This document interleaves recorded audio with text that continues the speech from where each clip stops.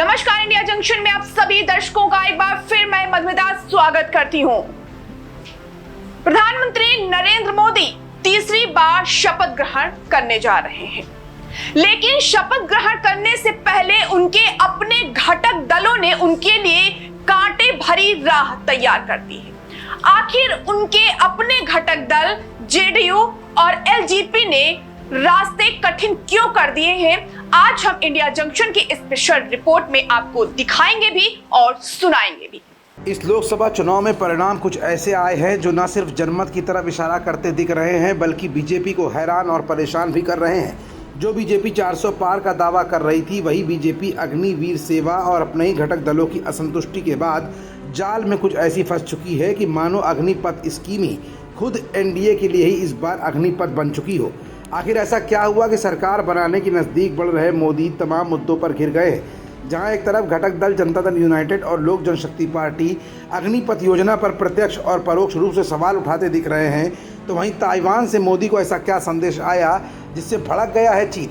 आखिर चीन की नाराजगी से मोदी के शपथ ग्रहण पर क्या असर पड़ेगा, और राहुल ने शेयर बाजार में 30 लाख करोड़ रुपए से भी ज़्यादा के घोटाले पर सीधे तौर से मोदी और गृह मंत्री अमित शाह को निशाने पर क्यों और कैसे लिया, इन सब बिंदुओं पर से आज पीछे छिपे राज हम हटाएंगे अपनी इस रिपोर्ट के जरिए।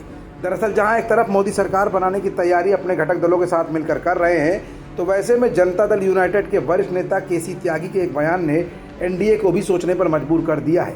केसी त्यागी कहते हैं कि अग्निपथ स्कीम के पीछे जनता, खास तौर पर युवाओं की क्या नाराजगी थी, इसकी समीक्षा होनी चाहिए। इसकी कमियों और खामियों को दूर किया जाना चाहिए। तो वहीं दूसरे घटक दल लोक जनशक्ति पार्टी के नेता रामविलास पासवान के बेटे चिराग पासवान ने भी भले ही प्रत्यक्ष रूप से नहीं, लेकिन परोक्ष रूप से अग्निपथ योजना पर सवाल खड़े किए। 14 जून सन 2023 को अग्निपथ योजना की शुरुआत करते हुए मोदी ने आर्मी में युवाओं की अल्प अवधि की भर्ती के लिए घोषणा की थी, लेकिन युवाओं में इस योजना को लेकर काफ़ी नाराजगी नजर आई थी।